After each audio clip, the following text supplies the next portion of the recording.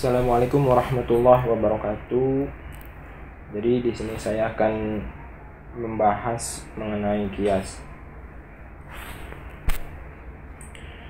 Nah, pengertian kias.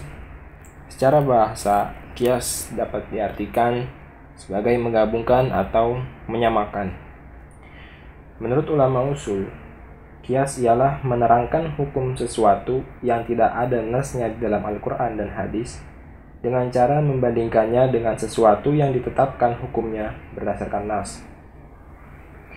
Di dalam definisi yang lain, disebutkan bahwa kias ialah menyamakan sesuatu yang tidak ada nas hukumnya dengan sesuatu yang ada nas hukumnya karena adanya persamaan ilat hukum. Mengenai kias ini, Imam Syafi'i mengatakan, setiap peristiwa pasti ada kepastian hukum dan umat Islam wajib melaksanakannya. Akan tetapi jika tidak ada ketentuan hukumnya yang pasti, maka harus dicari pendekatan yang sah, yaitu dengan ijtihad. Dan ijtihad itu adalah kias.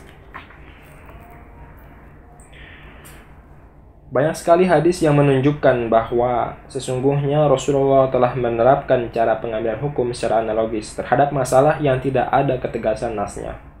Dan para sahabat juga melakukan hal yang serupa, yakni mengambil keputusan hukum serupa dari dua kasus yang berbeda karena persamaan ilat. Ibnul Qayyim mengatakan bahwa lintas pengambilan hukum itu seluruhnya bertitik tolak pada prinsip persamaan antara dua hal serupa dan prinsip perbedaan antara dua hal yang berbeda. Apabila di balik prinsip tersebut tidak mempersamakan antara dua hal serupa, niscaya pengambilan hukum menjadi tertutup.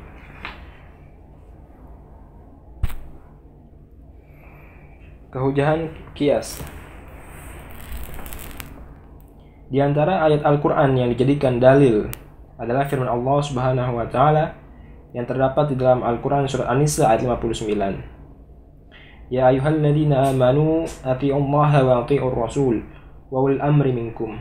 Fa in tanaza'tum fi syai'in farudduhu ila Allahi war rasul in kuntum tu'minuna billahi wal yaumil akhir. Artinya, hai orang-orang yang beriman, taatilah Allah dan taatilah Rasul dan ulil amri di antara kamu.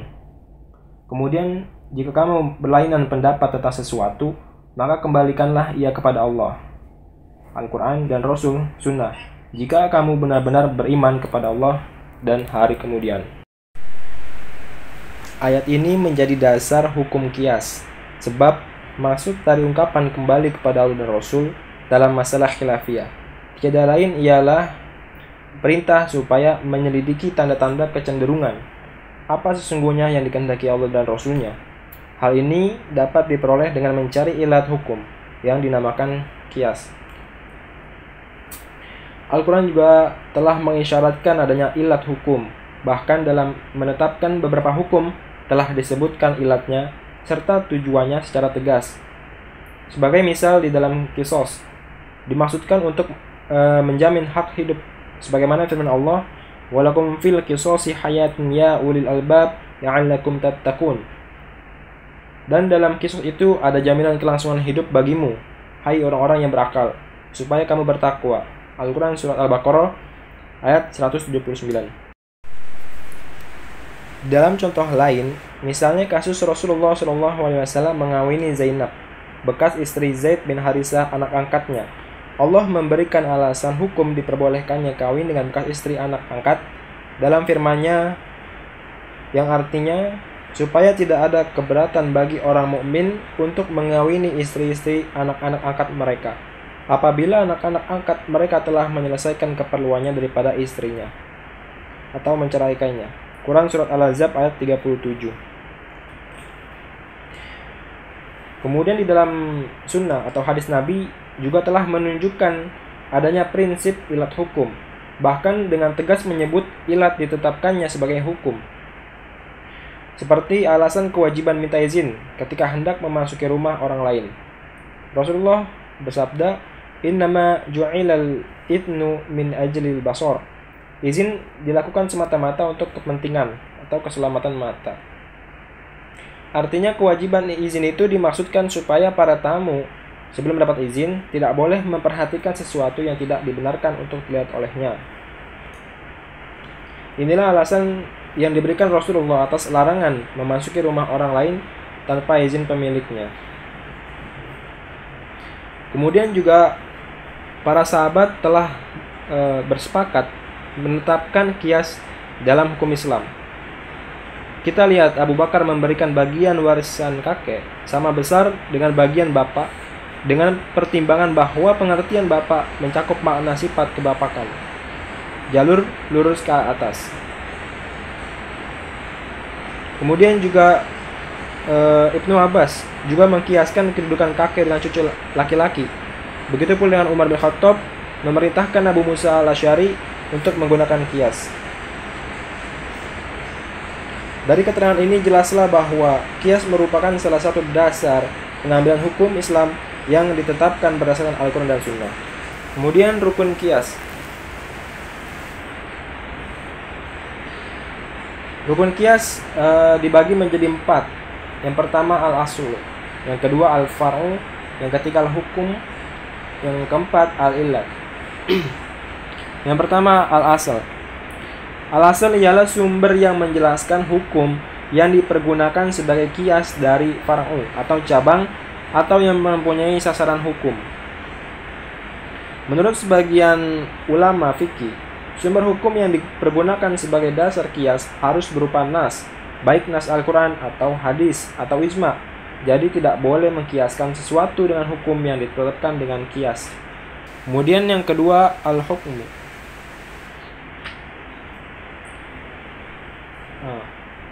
Al-hukmu ialah hukum ketetapan nas, baik Al-Quran maupun hadis, atau hukum ketetapan ijma yang hendak ditransfer pada kasus-kasus hukum baru karena adanya unsur persamaan. Penetapan hukum asal kepada kasus hukum baru karena adanya unsur persamaan antara keduanya harus memenuhi beberapa syarat. Yang pertama harus berupa hukum syara yang amaliyah.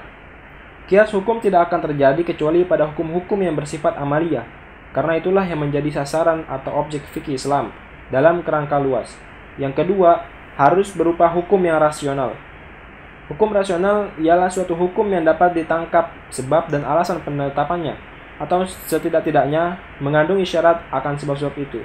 Sebagai contoh ialah diharamkannya minuman khamr dan judi, memakan bangkai dan harta atau milik orang lain, penggelapan dan suap menyuap. Semua ketetapan hukum di atas dapat ditangkap alasan-alasannya oleh akal. Kemudian yang ketiga, al-far'u atau cabang. Al-far'u ialah kasus yang hendak diketahui hukumnya melalui kias terhadap hukum asalnya. Al-far'u atau cabang ini atau kasus baru itu harus memenuhi 2 persyaratan. Yang pertama, kasus itu belum terdapat nas hukumnya di dalam Al-Quran dan hadis. Sebab kias tidak berlaku pada hukum-hukum yang sudah jelas nasnya. Prinsip kias ialah mempertemukan kasus hukum baru yang belum ada nasnya kepada hukum yang sudah ada nasnya.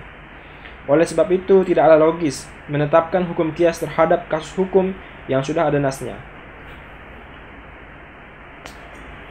Kemudian syarat yang kedua, ilat hukum itu harus benar-benar terwujud dalam kasus baru, sama jelasnya dengan ilat hukum asal. Apabila ilat dilarangnya meminum minuman khamr itu memabukkan, maka setiap minuman atau makanan yang memabukkan sama hukumnya dengan khamr, yaitu haram. Sebaliknya, apabila minuman atau makanan itu tidak memabukkan, misalnya sekedar membuat orang pusing, baik karena faktor orang yang minum atau faktor makanan atau minuman yang bersifat sementara selama tidak memabukkan, maka makanan atau minuman tersebut tidak haram, seperti khamr. Kemudian yang keempat, ilat. Ilat ialah pokok yang menjadi landasan kias. Sebagian ulama mendefinisikan ilat sebagai suatu sifat lahir yang menetapkan dan sesuai dengan hukum. Contohnya, memabukkan sebagai ilat meminum khamr atau pembunuhan sengaja dengan pedang sebagai ilat kisos. Kemudian syarat-syarat kias. Yang pertama, asal atau aslu. Syarat-syarat asal itu adalah yang pertama, hukum asal itu adalah hukum yang telah tetap dan tidak mengandung kemungkinan dibatalkan. Yang kedua, hukum itu ditetapkan berdasarkan syarat. Yang ketiga, asal itu bukan merupakan far'u dari asal lainnya. Yang keempat, dalil yang menetapkan ilat pada asal itu adalah dalil khusus. Yang kelima, asal itu tidak berubah setelah dilakukan kias. Yang keenam, hukum asal itu tidak keluar dari kaidah-kaidah kias.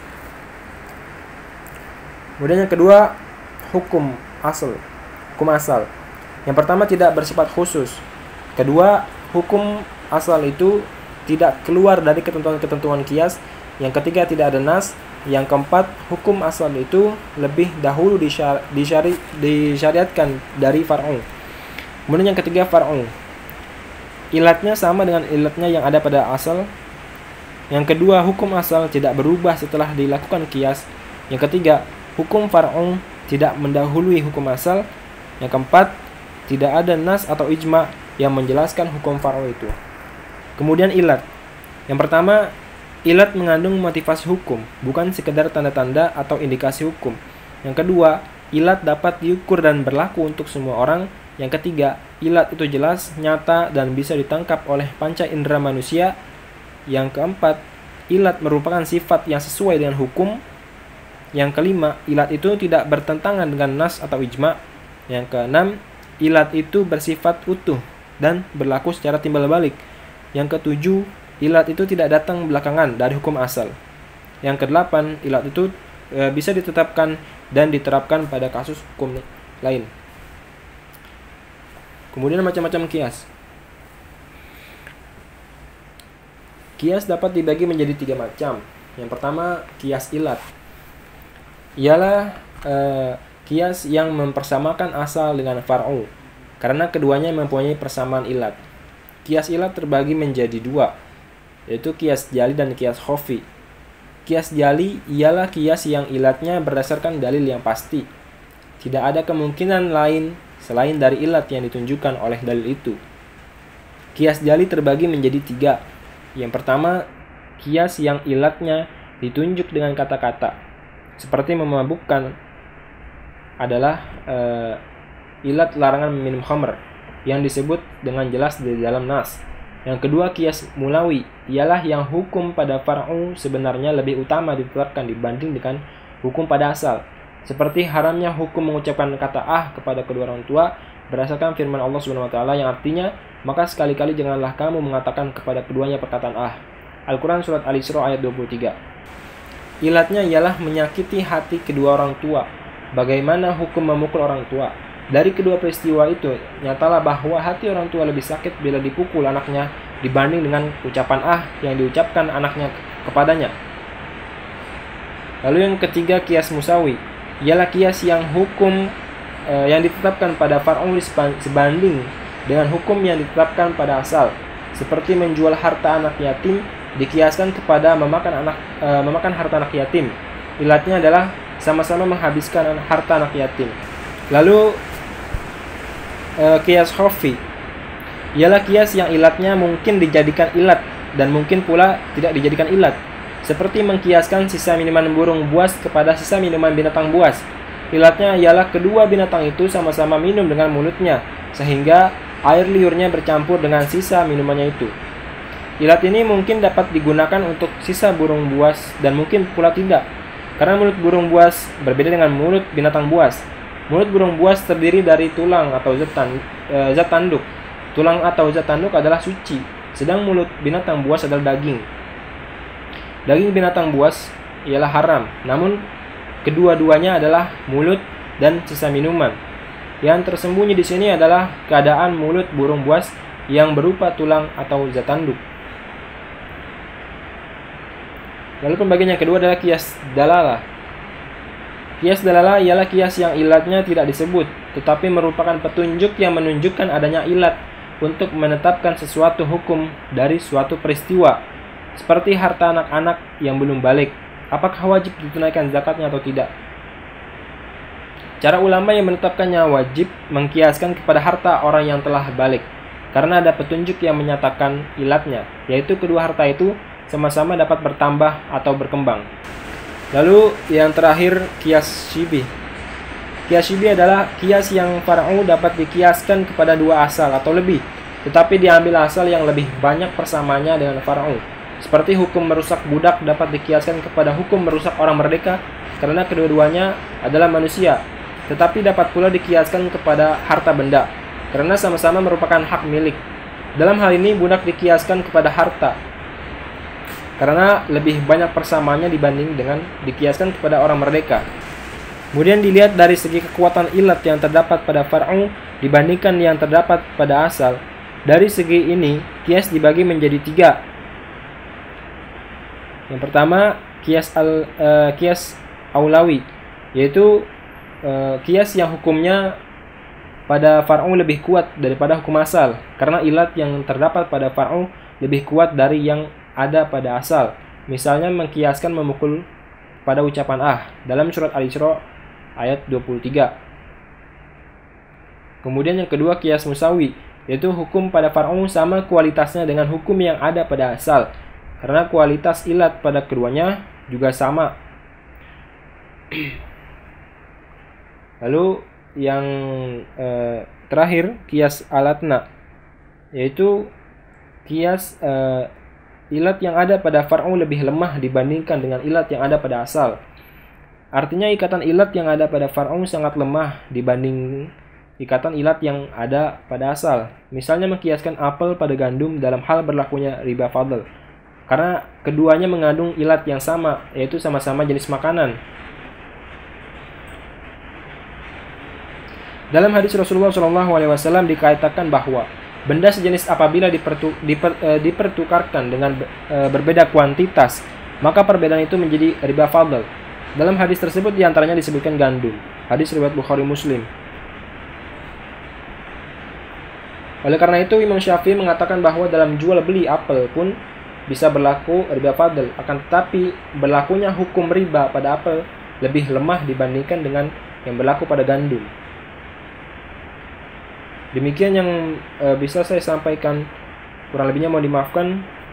Billahi taufiq wal hidayah. Wassalamualaikum warahmatullahi wabarakatuh.